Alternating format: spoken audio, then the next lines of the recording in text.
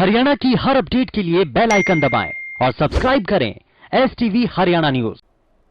आम जनता के लिए वादे तो बड़े बड़े किए जाते हैं। लॉकडाउन के दौरान पैदल पलायन करने वाले प्रवासी मजदूरों के लिए भी कई बड़े वादे किए गए थे, लेकिन जब इन वादों की जमीनी हकीकत का सच खोजने की कोशिश की गई तो देखिए ये वादे किस कदर हवाई होते नजर आए।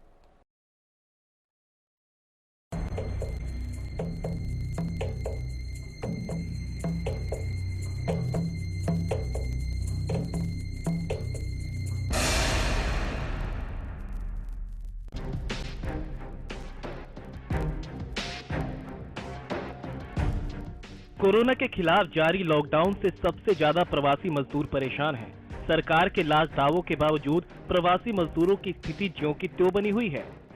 इस वक्त प्रदेश के कई प्रवासी मजदूरों की घर वापसी जारी है। ऐसे में कई मजदूर ट्रेन, बस या दूसरे साधनों से अपने घर की ओर पलायन कर रहे हैं।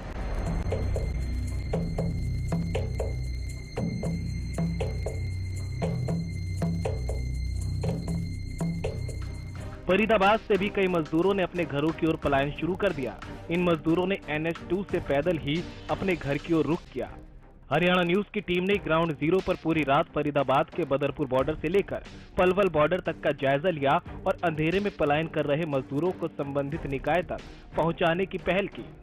अपनी जरूरत की चीजों के साथ पलायन कर रहे इन प्रवासी मजदूरों की देश के नेताओं से बहुत सी शिकायतें हैं।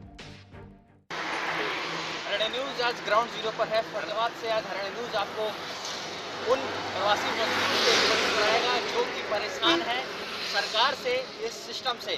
फरीदाबाद के NH2 हाईवे पर हरियाणा न्यूज खबर मैं आपको दिखाना चाहूँगा। ये मजदूर है काफी दूर से पैदल आ रहे हैं और आप देख सकते हैं कैसे NH2 हाईवे पर पूरा भीड़ लगा है। कहाँ जाना है आप लोगों को? खगड़िया जिला।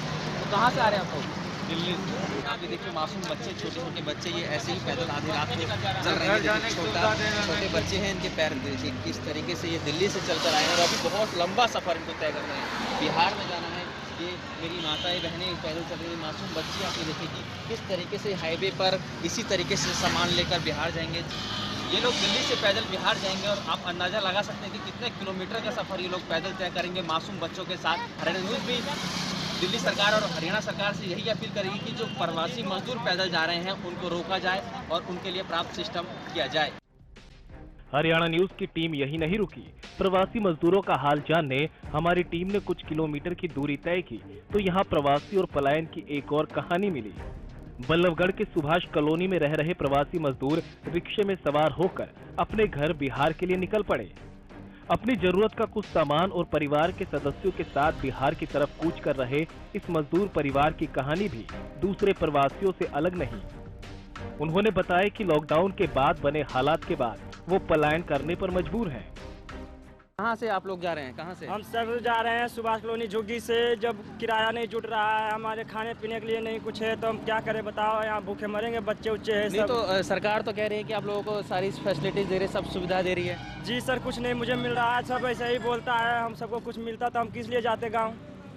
नहीं तो आपको आपके पास कोई मदद सरकार की तरफ से कुछ नहीं आया? कुछ नहीं आया हमारे तरफ। बल्लभगढ़ में कौन सी कॉलोनी में आप रहते हैं? सुभाष कॉलोनी। रात के 12 बज चुके थे।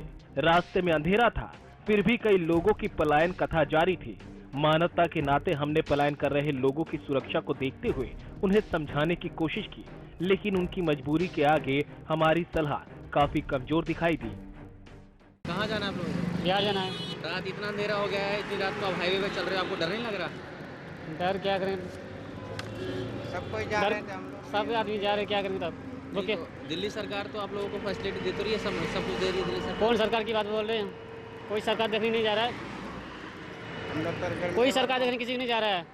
बोल रहा है हम व्यवस्था करते गरीब के लिए, कुछ नहीं करता है। मजदूरों के बारे में सोच कहाँ रहे हैं। 15 ट्रेन चला रहे हैं, 1 मिनट से अंदर सब टिकट बुक हो रही है। रजिस्ट्रेशन करा रहे हैं, इंतजार करवा रहे हैं। लॉकडाउन खत्म हो जा रही है, रजिस्ट्रेशन का नंबर नहीं आ रहा। तो ऐसे में क्या करेगा? मजबूर होकर हम भी निकल गए। अब इसे एक विडंबना ही कहा जा सकता है कि देश में विकास की गति को रफ्तार देने के लिए जिन सड़कों का निर्माण किया गया था, आज उन्हीं सड़कों पर देश का सिस्टम लाचार नजर आ रहा है। हरियाणा न्यूज के लिए फरीदाबाद से राजा पटेल की रिपोर्ट।